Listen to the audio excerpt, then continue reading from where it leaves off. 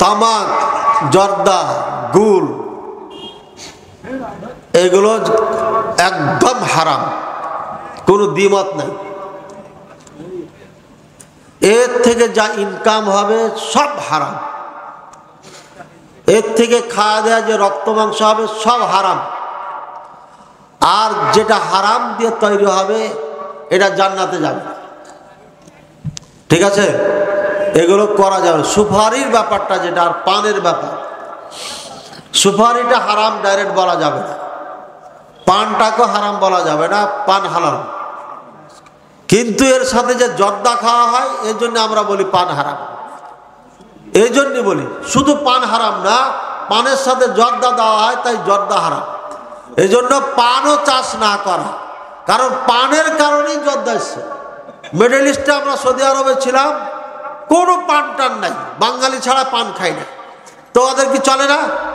পানের এত উপকার থাকলে পুরা বিশ্বে পান ব্যবহার চাষ করত, কিন্তু এই বাংলাদেশ ভারত ছাড়া পান চাষ কোথায় মনে হয় না, আমার জানা মতো হয় না। জি, তারপরে গত সপ্তাহে এক হিন্দু ছেলে ফেসবুকে মহান আল্লাহ তাআলাকে গালিগালাজ করে কিছু মন্তব্য করেন। এটি আমাদের পাশের এলাকায় হয়েছে। অনেকে খেপে গিয়ে ঝামেলা হয়েছে। মুসলিম হিসেবে এমন ঘটনা হলে কি করণীয়? আল্লাহ রসুল মোহাম্মদ রসুল্লাহ সাল্লামকে কেউ যদি গালি দেয়, ইসলামী আইনে তাকে যে কেউ হত্যা করে দিবে, তার বিচার হবে না। আল্লাহ রসুল সাল্লামকে গালি দিলে পারে, আল্লাহকে গালি দিলে পারে, ওর কোনো বিচার নাই, যে কেউ তাকে হত্যা করবে। এটা ইসলামী আইনের কথা বলছি আমি, কথা বলছেন। আর যদি তোবা করে, যে তোবা করে দিয়েছে আমি ভুল হয়ে গেছে, তাও তাকে ছাড়া যাবে না, তাকে হত্যা করতে হবে। আল্লাহ রসুলকে নিয়ে কথা বললে পারে, এটা এমন মারাত্মক। পৃথিবীর যে কোনো পাপ থেকে তওবা করলে ওকে ক্ষমা করবে ইসলামী আইনে, কিন্তু আল্লাহ রসুলকে গালি দিলে পারে তার ক্ষমা নাই, তাকে হত্যা করতেই হবে। আর কেউ যদি হত্যা করে দেয় ইসলামের আইনে তার বিচার হবে না, মাপ। এখন বাংলাদেশে যদি এমন কেউ করে তাহলে কি করবেন? হত্যা করতে পারলে, হত্যা করলে তো আপনাকে হত্যা করবে, এটা গণতন্ত্র আইন, ব্রিটিশদের রেখে যাওয়া আইন, এটা ইসলাম চলে না। তাহলে আর পা বেঁধে লটকাই দিবেন, পা বেঁধে লটকাই আর জুত মতো পিটাইবেন, যত পারেন পিটাইবেন। আমি এটা বলে দিয়ে গেলাম, না হলে আল্লাহর কাছে ধরা খেয়ে, বুঝছেন? পিটতে পিটতে মেরে ফেলে দিলে পরও বিচার আল্লাহর কাছে হবে না, দুনিয়াতে আপনার বিচার হতে পারে। তাকে মাফ করা যাবে না, শুনলে পরে জিপ চেনে ছিঁড়ে ফেলে দিতে হবে, কোনো ক্ষমা করা যাবে না। বাংলাদেশে 90% মুসলমানের দেশে সাহস পাই কেমনে? কাপুরুষ মুসলমান কোথাকার চোখের সামনে মুসলমানকে জবাই করছে। এত এই মুসলমানের দেশে একটা লয়ারকে হত্যা করে দিচ্ছে, এত সাহস পায় কোথায় এই মালুর বাচ্চারা? কে সাহস দিয়েছে এত? কাপুরুষ কোথাকার মুসলমান, যে মুসলমানকে দেখে গোটা বিশ্ব কেঁপেছে। 30,000 সৈনিক, 3 লক্ষ সৈনিককে পরাজয় করে ইরান জয় করেছে, পারস্য দেশ জয় করেছে। এই কাপুরুষ হয়ে গেলেন কেমনে আপনারা? আজকে চোখ রাঙ্গা কথা গাই, চোখ রাঙ্গার কথা বলার পিছনে একটাই কারণ, আমাদের যারা নেতা এরা হচ্ছে পাশ্চাত্যের গোলাম। এই গোলামেরা তাদের কথা শুনে আমাদেরকে হাত পা লড়াইতে দেয় না। খুলনায় এক মৌলভী সাহেব ঘোড়া কিনছিল, তাই ওকে জঙ্গি বানিয়ে থানায় নিয়ে এসেছিল। বলছে না ভাই, আমি তো এমনি কিনেছি, এটা আমি জঙ্গি টঙ্গি না। আরে ঘোড়াই উঠতে দিবে না, এমন অবস্থা। এই জন্য আমরা আজকে একদম হাত খালি। আরে ক্যারাটিও জানি না, নিজে আত্মরক্ষা করবে, ক্যারাটিও শিখতে দিবে না, খালি দাড়ি থাকবে। এমন একটা অবস্থা বানিয়ে ফেলেছে আমাদের নেতারা। পাশ্চাত্যের দাসত্ব করার কারণে তারা যা বলেছে ওটা বলে বলে আমাদেরকে বলে মৌলবি মানে মৌলবাদ, মৌলবি মানে সন্ত্রাস, মৌলবি মানে এটা বলে আমাদেরকে একদম বসিয়ে দিয়েছে বাড়িতে, কোনো কিছু করতে দিবে না। এই জন্য সরকারকে বলছি, এ দেশ রক্ষার জন্য প্রত্যেকটি নাগরিককে ক্যারাটে শিখাইতে হবে, কম্বু শিখাইতে হবে, অস্ত্র চালানো শিখাইতে হবে। জি, জানাজার নামাজে সানা আছে কিনা? জানাজার নামাজে সানা নাই, পৃথিবীর কোনো কেতাবে নাই। কেতাব বলা ঠিক হবে না, পৃথিবীতে, আসমানের নিচে, জমিনের উপরে কোথাও কোরআনে নাই, কোথাও বিশুদ্ধ হাদিসও নেই। একটা হাদিস দেখাই দিবেন, হানাফি হয়ে চলে যাও। সানা পড়ার ব্যাপারে কোথাও একটি বিশুদ্ধ দলিল আপনার নাই। আইলো থেকে সানা, এই সানা আইলো থেকে এটা জানতে হবে না। সানা নিয়ে ঝগড়া। সানা মানে আমাদের এলাকায় আবার বলে আলু ভর্তাকে, ভর্তা আছে না, বেগুন ভর্তা, আলু ভর্তা, এলাকায় সানা বলে। এই সানা নিয়ে ঝগড়া। বলছে 5 ওয়াক্ত সালাতে, নফল সালাতে সানা বলি না, সুবহানাকা বলি, আল্লাহুম্মা বাঈদ বানি বলি। তাহলে পরে জানাজা নামাজে বলতে হবে কিনা? একদল বলছে বলতে হবে, একদল বলছে বলতে হবে না। যে বলছে বলতে হবে ওরা ওটা ধরে নিয়েছে, ফাতিহা কি বাদ দিয়ে দিয়েছে। যেটা নিয়ে কোনো ঝগড়া নাই ওটা বাদ, যেটা নিয়ে ঝগড়া ওটা ধরে নিয়েছে। বুখারীতে স্পষ্ট হাদিস, ইবনে আব্বাস রাদিয়াল্লাহু তাআলা আনহুমা জানাজার সালাতে সূরা ফাতিহা পড়েছেন। আজও মক্কা মদিনা গোটা আরব দেশে সূরা ফাতিহা পড়ে, বলেন সুবহানাল্লাহ। ওই সবাই সূরা ফাতিহা সবাই পড়তো, কুফার মানুষেরা পড়তো না। যেখান থেকে শিয়াদের জন্ম হয়েছে ওখান থেকে ধার করে নিয়েছে আমাদের ভাইয়েরা। এটা হাদিস পরিপন্থী ফতোয়া। জি, বিতের সালাতে 2 রাকাতের পর বৈঠক আছে কিনা? জি না, নাই। ছাত্র বয়সে এটা নিয়ে মুনাজারা হয়েছে আমার সাথে। জীবনে যে কত মুনাজারা করলাম আর কত মুফতিকে যে আমি কান ধরাইছি আল্লাহ ভালো জানে। মদিনাতে বসে মুফতিকে কান ধরাইছি, বিশাল গন্ডগোল লাগিয়ে দিয়েছে। ভাইয়ের আমার, বেতুর সালাতে 2 রাকাত পরে যে বৈঠক আছে পৃথিবীতে কোনো বিশুদ্ধ হাদিস দ্বারা প্রমাণিত না। এটা তৈরি করা বৈঠক আছে কত? ডাইরেক্ট 3 রাকাত পড়ে একবার লাস্টে, 3 রাকাত পড়ার 2টা নিয়ম। একবার লাস্টে বৈঠক একবারই, অথবা 2 রাকাত পড়ে বসে তাশাহুদ সব পড়ে সালাম ফিরে দিয়ে আবার নতুন করে আরেক রাকাত পড়বেন, এটা বেটার সব থেকে। আর দ্বিতীয় নিয়ম হচ্ছে টানা 3 রাকাত পড়ে লাস্টে বসবে, 5 রাকাত পড়লে লাস্টে, 7 রাকাত পড়লে লাস্টে, 9 রাকাত পড়লে 8 রাকাত পড়ে বসবে, তাশাহুদ পড়বে, পড়ার পরে আবার উঠে আরেক রাকাত পড়ে তাশাহুদ পড়ে সালাম ফিরবে। 9 রাকাতের ক্ষেত্রে এই নিয়মটা আছে, 8-এর পরে বসতে হবে। এই হুজুর করেছে কি, বিশাল বড় মাদ্রাসার থেকে ফতোয়া লিখে নিয়ে এসছে, ওইখানে এই হাদিসের টুকরাটাকে নিয়ে বসিয়ে দিয়েছে 3 রাকাতে। আমি তখন ওটাকে কলম দিয়ে কেটে দিয়েছি, যেটা মিথ্যাচার ধোঁকাবাজি করেছে। ফতোয়া কেন কেটে দিলাম? এত বড় মাদ্রাসার, তাই মুনাজারা হয়ে যায়। বুঝেছেন? পৃথিবীতে কোথাও দলিল নাই। একটা কাজ উল্টা করে, এখানে আর একটা উল্টা কাজ করে। কোন মুফতি বলছিল না যে আমাদের সালাতকে যদি জাল প্রমাণ করে দিতে পারে, আমার মায়ের বেটা থাকে, তাহলে আসুক। মায়ের বেটা আছি আমি, তোমার নামাজে জাল কয়টা আছে আমি দেখাবো ইনশাআল্লাহ। এই বেতের নামাজে একটা জাল বৈঠক বানাইছো তোমরা, আর একটা উল্টা তাকবীর দেয়। আমরা কুনুত পড়ার জন্য উল্টা তাকবীর দেয় না, এটাও জাল। একটা দলিল দিবা, তোমার 14 গোষ্ঠীকে চ্যালেঞ্জ করে গেলাম বেটা। ঠিক আছে? মহিলাদের ফরজ সালাতে ইকামত আছে কিনা? নারীদের ফরজ নফল কোনো নামাজে আজানও নাই, একামতও নাই। এটা তো গাইবান্ধাতে ফতোয়া দিয়ে গেছি, গোবিন্দগঞ্জে। একজন বড় শেখ আবার বলছে যে এটা তো নতুন কথা হয়ে গেল। এখন না, নতুন না, এটাই পুরাতন।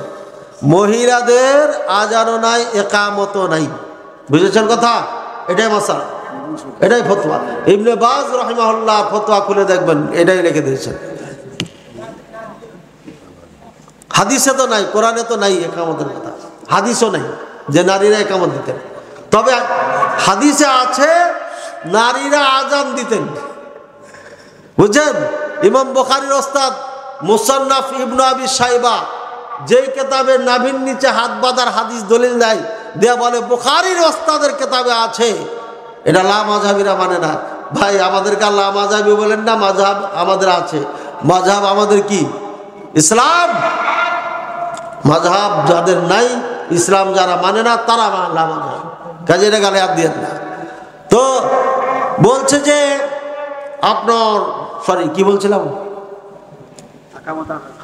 হ্যাঁ, মুসান্নাফ ইবনে আবি শাইবাতে মা আয়েশা রাদিয়াল্লাহু তাআলা আনহা থেকে একটা হাদিস আছে, মহিলা আজান একামত দিতেন। আর হাদিসও জাল, এই মওদুউন। হাদিস এটা জাল, এটা আমল কখনো ছিল না, নাই। মুসান্নাফ ইবনে আবি শাইবা রাহিমাহুল্লাহ, আবু বকর রাহিমাহুল্লাহ, উনি করেছেন কি যা পেয়েছে সব লিখেছে, যা পেয়েছে সব লিখেছে, ভালো লিখেছে খারাপও লিখেছে। ওই বই থেকে দলিল দিলে পারে গবেষণা করে দলিল দিতে হবে, যেটা সেটা দেওয়া যাবে না। আর যেটা সেটা দিলে পারে প্রথম বলবেন যে ইমাম বুখারীর ওস্তাদের কিতাবে মহিলার আজান একামত আছে, তোমার স্ত্রীকে আমার মসজিদের মুয়াজ্জিন রেখে দাও, বেতন যা দিবে তাই দিবে।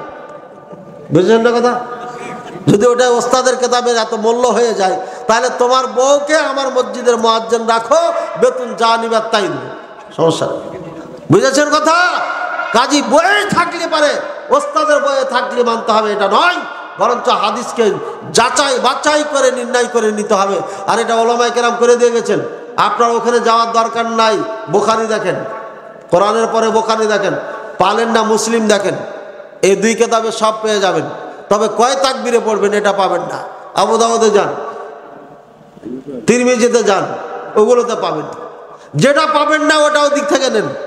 আর বুখারী মুসলিমে যা পাবেন চোখ বন্ধ করে আমল করেন। আমিন জোরে বলার হাদিস বুখারীতে আছে। ইমাম মুক্তাদি সবাই অধ্যায় বেঁধে রেখেছেন ইমাম বুখারী। বাবু মামুন, বাবু জাহরিল মামুম বিত্তামিন, বাবু জাহরিল মামুম বিত্তামিন, মুক্তাদি জোরে আমিন বলার অধ্যায়, এভাবে বাবটা আছে। বাবু জাহরিল ইমাম বিত্তামিন, তামিন, ইমাম জোরে আমিন বলার অধ্যায়। এই দুটাই অধ্যায় ইমাম বুখারী রাহিমাহুল্লাহ দিয়েছেন। আর আমাদের দেশের হুজুর বলে যে আমিন বুখারীতে নাই, জোরে আমিন। জাহার মানে জোরে, জোরে আমিন বলা, সশব্দ আমিন বলা মুক্তাদির অধ্যায়, সশব্দ আমিন বলার ইমামের অধ্যায়, ইমাম বুখারী অধ্যায় বেঁধেছেন। আর এরা বলছে জোরে আমিন বুখারীতে নাই। কেন বলে সেটা আমি জানি, এবং এটা উত্তর দিয়েছি, কাটরাহাট কলেজ ময়দানে দিয়েছি, অনেক আগে দিয়েছি, এটা ডেটে পাবেন ইনশাআল্লাহ। তারপরে বাংলাদেশের প্রেক্ষাপটে নির্বাচনের জনপ্রতিনিধি বা প্রার্থী হয়ে নির্বাচন করা যাবে কি না, মানে ভোট করতে পারবেন কিনা, তাই তো? এখানে একটা ঢিলা ফতোয়া আছে, ঢিলা ঢিলা, অত চাঙ্গা ফতোয়া এখানে দেওয়া যাবে না, বুঝছেন? প্রথম কাজ হচ্ছে নতুন করে দল তৈরি করবেন না। প্রথম কাজ হচ্ছে কি, দল তৈরি করবেন। আমরা আহলে হাদিস একটা দল তৈরি করব।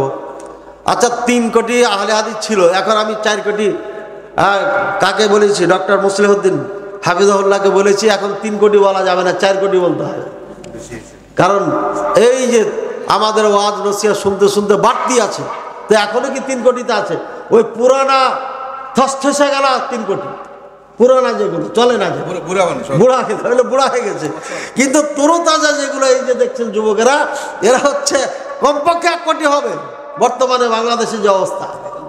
সুতরাং আহলে হাদিস বাংলাদেশে এখন কয় কোটি? 4 কোটি। যত বছর যাবে বাড়বে ইনশাআল্লাহ। তো সুতরাং ভোট আমরা করার জন্য একটা দল তৈরি করি। আচ্ছা 4 কোটিকে আরো 4 কোটি যদি সমর্থন করে, তাহলে কি ভোটে যেতে পারবেন? 18 কোটি মানুষ না, পারবেন না। সুতরাং যে দল আছে, ইসলামী দল বাংলাদেশে একটাই করেন, ঠিক আছে? কাকে করবেন আপনি করেন, করে ভোট দেন। যাকে দিয়ে দেশ ও জাতির কল্যাণ হবে তাকে ভোট দেন। কেমন হয়ে গেল? এটা তো না বললো না, বিস্তারিত বলা দরকার। জি জি জি, বিস্তারিত না বললে এটা নিয়ে একটু মেলা ঝামেলা হবে। ঢাকায় কালকে যেখানে ওয়াজ করতে যাব, কালকে আগামী কালকে, আচ্ছা ঢাকায়, এখানে একজন মেম্বার সাহেব ছিলেন, অনেক দাপটের মেম্বার। থানাকে বলে দেয় যে বের হবেন না, বের হবে না। তখন মেম্বার ছিলেন উনি, তো উনি চেয়ারম্যানই ভোট করবে, জনপ্রিয়তা আছে। তো আমাদের কোনো সাহেব নিষেধ করছেন যে না, এটা কুফরি মতবাদ, এটা করা যাবে না, হারাম। পরে উনি আর চেয়ারম্যানে দাঁড়াননি। তো মাহফিল করতে যায় আমার সাথে এই নিয়ে ডিসকাস করলেন উনি।